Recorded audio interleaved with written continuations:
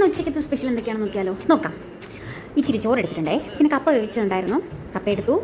പിന്നെ നമ്മുടെ കൊഞ്ച് ഫ്രൈ ഉണ്ടായിരുന്നു, നാട്ടിൽ കൊഞ്ച് ചെമ്മീൻ എന്നൊക്കെ പറയും. പിന്നെ നമ്മുടെ മത്തി, നല്ല നെയ്മത്തി മുളകിട്ട്, അതായത് കുരുമുളകും പച്ചമുളകും പച്ചവെളിച്ചെണ്ണ ഒഴിച്ച് വറ്റിച്ചെടുത്താണ് കേട്ടോ. പിന്നെ കുറച്ച് കണവ ഇട്ടിട്ടുണ്ടായിരുന്നു, കണവ തോരൻ വെച്ചു. കൊഞ്ച് ഫ്രൈ ആക്കിയതെടുത്തു. ഇതിൽ നിറയെ മീൻമുട്ട ഉണ്ടായിരുന്നു കേട്ടോ, പരിഞ്ഞിൽ മീൻമുട്ട അങ്ങനെയൊക്കെ പറയും.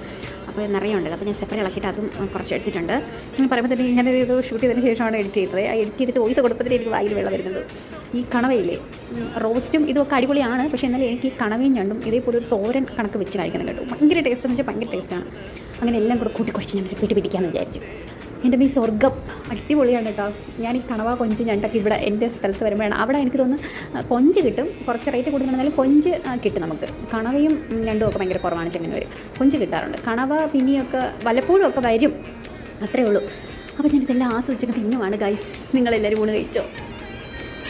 അങ്ങനെ അത് കഴിച്ചുകൊണ്ടിരുന്നപ്പോൾ അമ്മ വന്നിട്ട് ചോദിച്ചു, ഇടി നീ രസം എടുത്തില്ലേന്ന്. അങ്ങനെ ഞാൻ വീട്ടിൽ പോയി പാത്രം കൊണ്ട് വെച്ചിട്ട് ഒരു ഗ്ലാസ്സിൽ കുറച്ച് രസം അടിച്ചത് കുടിച്ചു.